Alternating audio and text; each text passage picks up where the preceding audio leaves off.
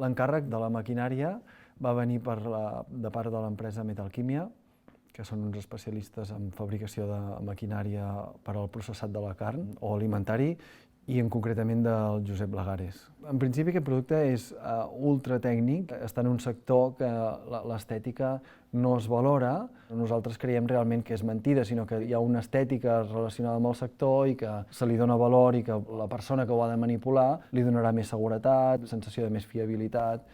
El grau de coneixement tècnic que hem hagut d'assolir per fer front a l'encàrrec ha sigut molt més elevat que en altres casos. Nosaltres sempre l'acostament en el projecte ve de la mà de profunditzar moltíssim en el que passa, com passa i realment com funciona la màquina. Llavors la nostra feina va ser dir, cal això, posar-ho aquí? Diu, no, no ho sé, si potser ho podríem posar-ho allà. Doncs ho posem allà i deixem aquesta paret neta. Llavors aquest exercici de racionalització o de neteja creiem que els hi ha fet molt de bé.